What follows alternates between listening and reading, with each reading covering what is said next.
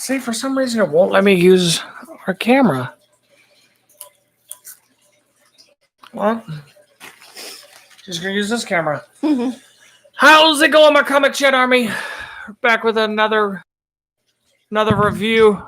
Can you hear me? I guess it's all coming from the computer because you always does this. The lighting's good. Oh yeah.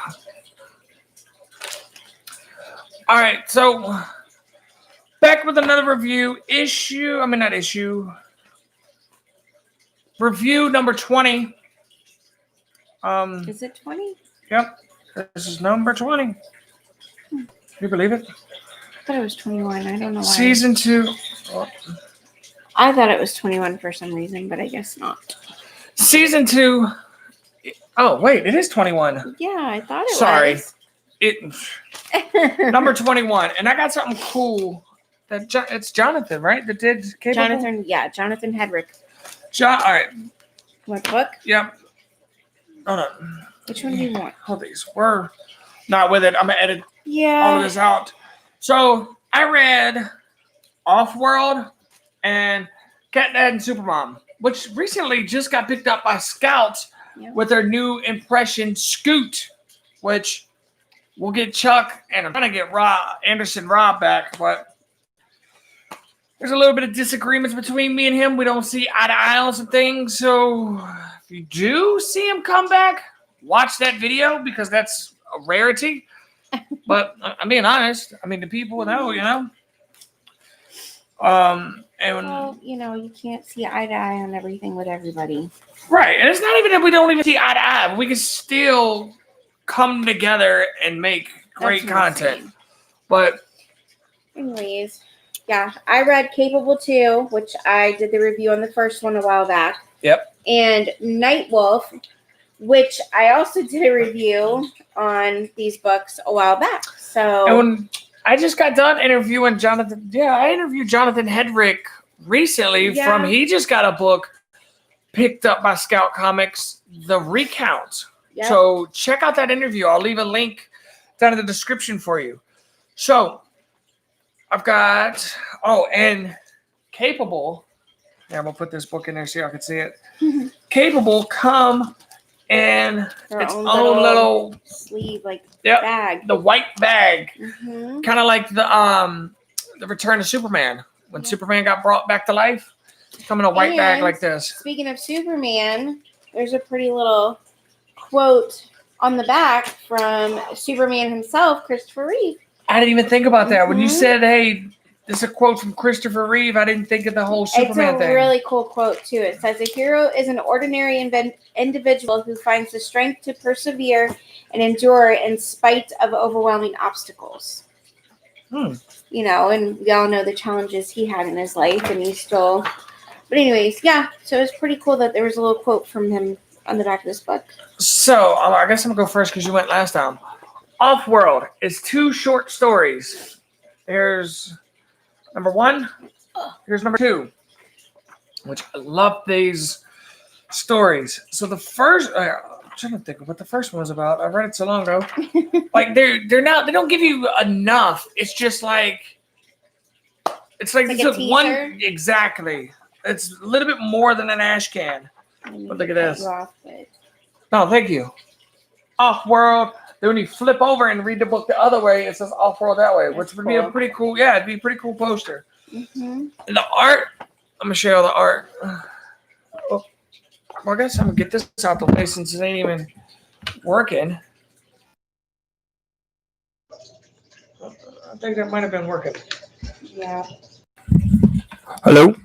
It is working. Hello. Ah. It is working. No, it's not. Because if it was working. See, it lights up. It's working. Oh. All right. So this one is what's that? Dust. Yeah. All above the. All aboard the Afterglow. It's hard to read because of the all letterings. Aboard the Afterglow. This one's called Dust, and it kicks out the art. I love the art. Let's see if I can give you a better look. Get a little closer. Love the art in this book, but it kicks off with I think this one's about the strippers. This one's about the strippers that rob people. Like you go into a booth for a private showing and they rob you. And it's about criminals. Yeah, it's a really dope book. Like, here, can't stress enough to show you all the art. Like, it's really cool.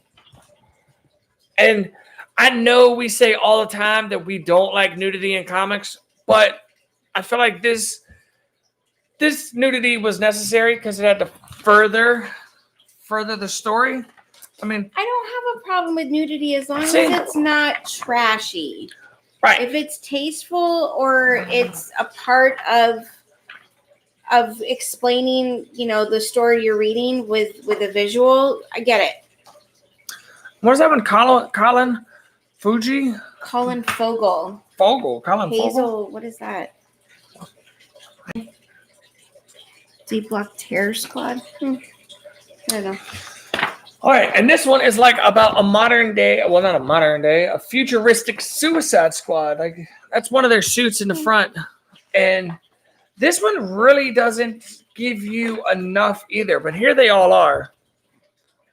And like I don't even know what they're trying to do. Like by the time, like see, it's like a couple pages as I'm flipping through it. They're fighting someone else, and one of the team members gets hurt, and that's the end of the book. So that's Offworld. Really cool book. It's $3.99. I mean, if you could pick it up at your comic book store because they got it, I would get it or even request it. It's pretty dope. Like I'm trying to get them to get me issue 2, but they said it was on back order. So when issue 2 comes, we're gonna read it, and we got a lot of. Wait a minute, what's their name? Or do you see the name of the Antarctic Press? Antarctic Press. We've got a lot of their books. We got a pretty cool care package from them. Yes. So, yeah, like my sweater, I think. I like my sweater. I do. First I'm wearing on camera. I like this.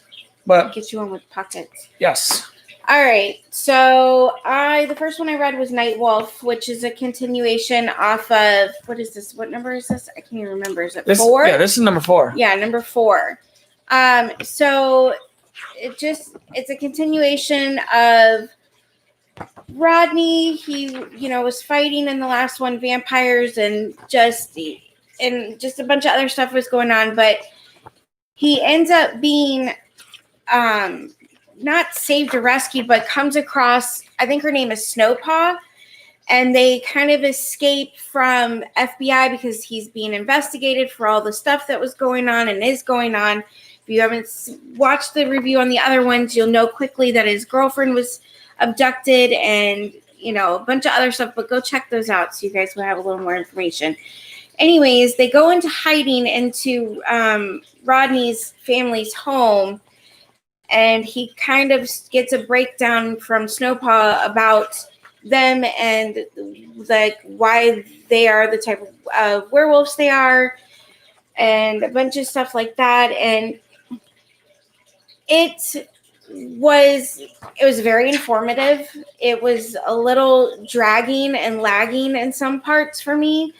I do like this series, but I had a little, the detail in the artwork was insane, unbelievable. Like our daughter Lydia was even like, "Mom, this artwork is amazing," and she's an artist. So, but it was hard to keep my attention on some parts because it just got too into explaining, and you kind of lose your audience when you're just getting into like over explaining something. Right. You get what I mean? Yeah. But anyways, they end up coming across, they're basically running and trying to get away from the FBI because they think he's the killer and just a bunch of crazy stuff. And they come across a guy named Night Hunter who is a supernatural creature or something like that. But overall, I mean, it's a good book. I do enjoy the series. I just had a harder time with this one than I normally do. But like I said, the artwork is unbelievable. I think by far this one had the best artwork. I'm interested in reading Snowpaw.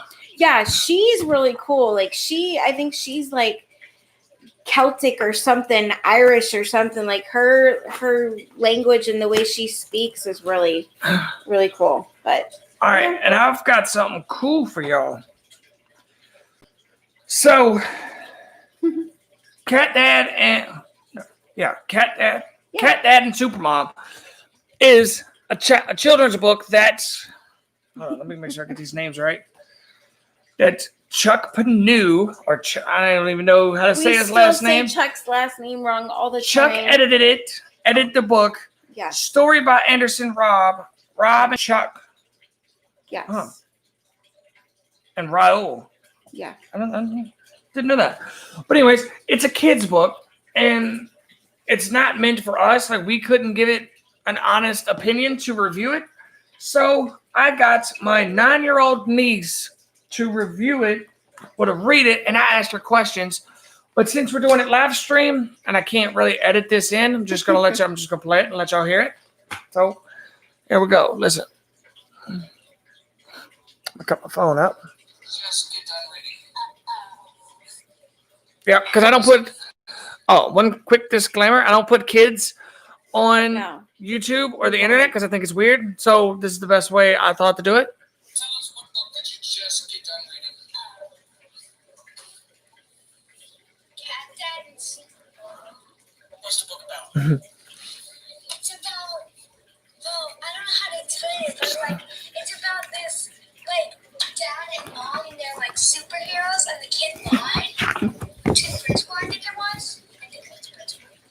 So, and then there's like this fart woman who's disgusting. And yeah, that's what it's about. They like talk to the fart woman man, and the dad believes in the fart woman man that she could become a superhero too. Why was the fart woman a bad person? Because the two boys bullied her and talked bad about her.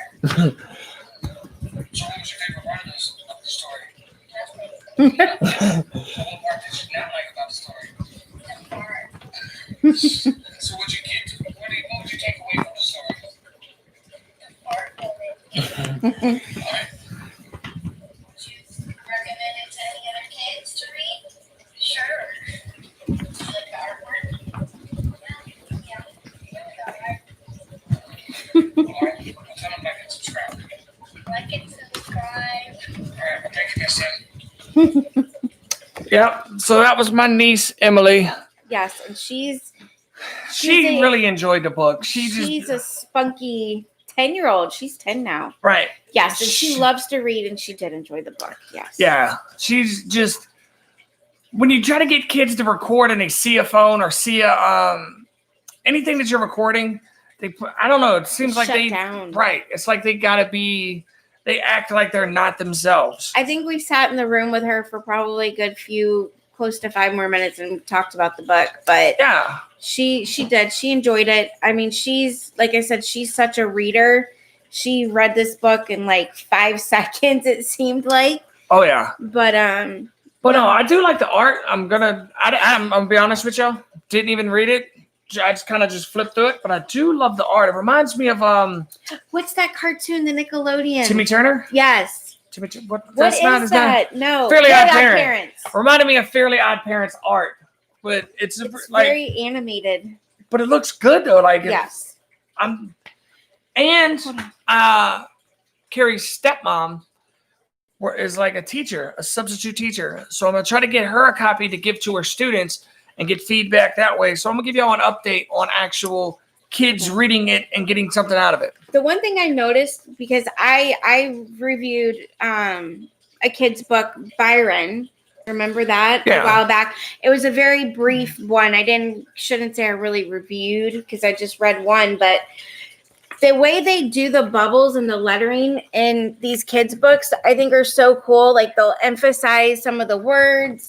See what I'm saying? Yeah. They exaggerate the things, and I think it makes it more fun for kids. Brings attention to things, and that's it. Did you review Capable? Oh, I didn't do Capable yet. The whole reason that y'all are here, Capable number 2. Yes. So, in the first one, Capable is that his name? Capable? No, his name is. Oh, you had to ask me. Why can't I remember his name? I kept talking about it. Oh my goodness, what is his name? I can't even think of it. You had to ask me. Now I can't remember.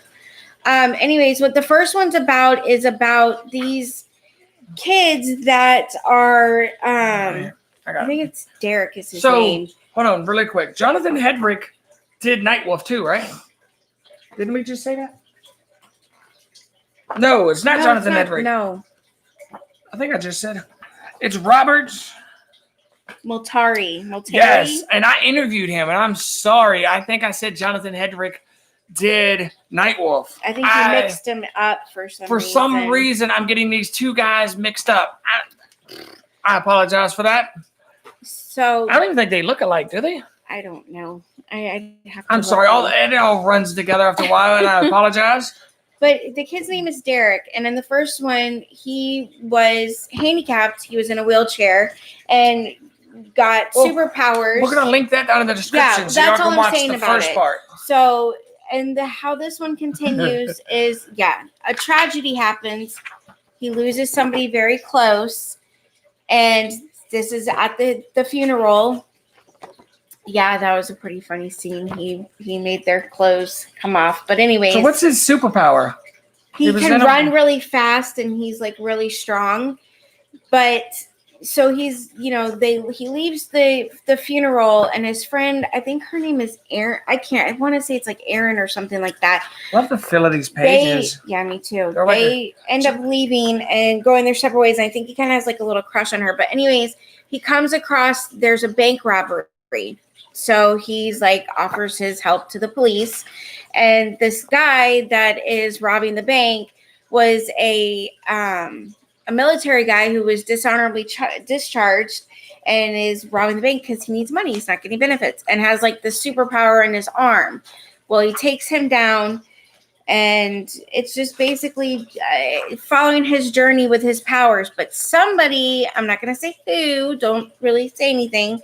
But somebody in the end of the book also discovers they have powers, and it's somebody very close to him. Just seen that. It's just I love this series because it gives a light to, you don't have to be a certain way to be awesome or great or amazing at something. We're all unique and special and have our own strengths. And that's why I love reading his series so much.